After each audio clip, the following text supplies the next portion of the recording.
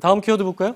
네, 다음 키워드는 허위록이 된 회고록입니다. 예. 앞서 저희가 리포트로도 전해드렸지만요. 오늘 법원이 전두환 전 대통령의 회고록 출판과 판매를 금지하는 가처분 신청을 받아들였습니다. 예. 회고록 33곳에 허위 주장이 실려 있다라고 하는 5.18 관련 단체의 주장을 받아들인 건데요. 예.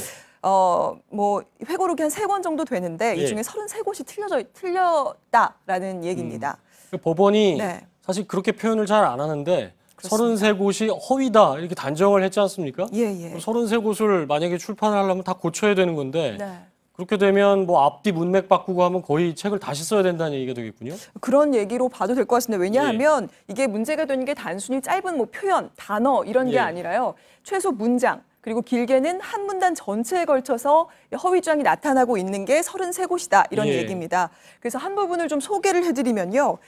전두환 전 대통령이 이렇게 표현을 했습니다. 5.18 사태 발단에서부터 종결까지 과정에서 내가 직접 관여한 일은 존재하지가 않았다. 그리고 보안사령관으로서 어떤 작전 지휘 모임에도 참석할 수가 없었고 참석한 일도 없다라고 하면서 예. 본인이 5.18 관련한 과정에 대해서 전면적으로 부인을 하는 문장들이 들어 있습니다. 당시에 군 관계자도 그렇고 보안사령관이 어떤 작전 지휘 모임에도 참석할 수 없었다. 이 부분은 뭐 명백한 허위라고 보여지는데 네. 이건 이미 대법원에서도 허위라고 얘기가 나온 부분 아닙니까? 네, 그렇습니다. 예.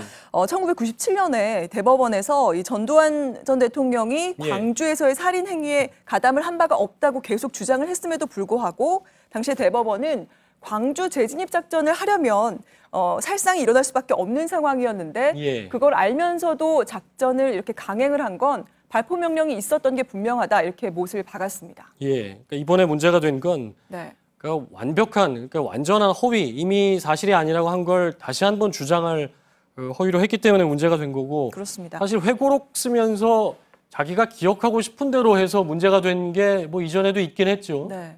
그런데 그 정도가 좀 차이가 예. 굉장히 큽니다. 지금까지 정치인 회고록이 출판 이후에 문제가 된 걸 좀 보여드리면요. 예. 이명박 전 대통령의 회고록 그리고 김만복 전 국정원장, 송민순 전 장관의 회고록이 출간 이후에 좀 논란이 있었는데요. 예.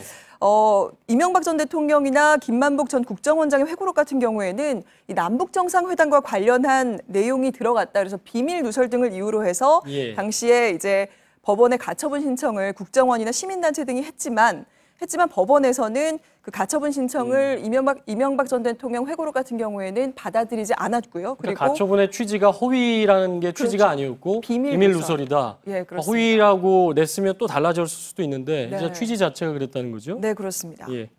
네, 그래서 지금 김만복 전 국정원장 같은 경우에도 본인이 이제 걷어들이기로 하면서 예. 마무리가 된 상황입니다. 예. 그렇군요.